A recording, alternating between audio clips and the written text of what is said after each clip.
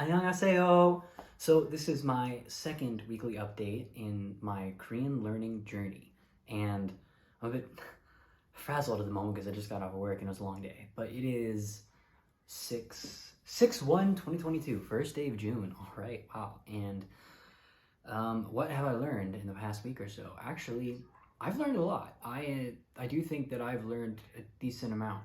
I don't remember a lot of it though. It's not yet at my recall. Like the word for boy, and it's somewhat masculine, is like namja, and the word for friend is like 친구, maybe. And then to say boyfriend would be 남자친구, and girlfriend would be the exact same thing, girl, and then friend, and then a girlfriend. But I didn't remember the word. I can't remember the word for girl. It's like 종. No. It's like ao. I don't remember at all. I sort of know some numbers now. So 1, 2, 4, 3, 5, 6, 7, 8, 9, 10.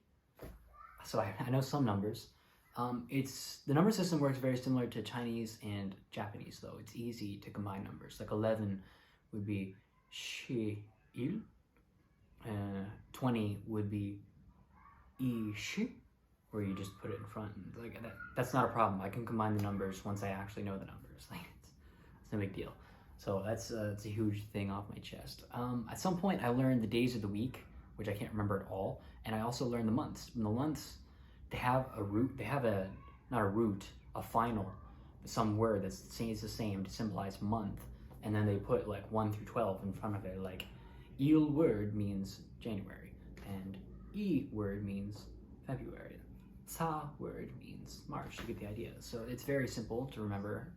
I mean, it's actually easier to remember that system than American system. Like even in English, I go, wait, which month is July again? That's April, January, February. Like I have to like count in my head every time. I don't have it memorized. I feel a bit like a failure for that. What else have I learned? Like I said, I've actually learned quite a lot of stuff. I've learned the phrase 밥 먹었어요? 밥 먹었어요? 밥 먹었어요? Which means like, have you eaten yet? And from what I understand, it's a good icebreaker. Like instead of like, hey, how are you doing? What have you been up to lately? How's the weather? Like, hey, have you eaten yet? Like that's the Korean version of how they'd say that sort of thing. And it makes sense because they have a big foodie culture based on what I've heard from my Korean friends. What else can I say? A bunch of other phrases that I cannot remember. I learned, how to say cheers, kind of. You know, in Japanese, it's like kanpai. Kanpai, it's like Japanese. And then in Chinese, it's ganbei. And in Korean, it's something very similar, but I don't remember exactly how to pronounce it, so I won't even try right now. And also to like wish someone well, they have a phrase that, again, it's very similar to both Chinese and Japanese, but I can't remember how any of them will go exactly.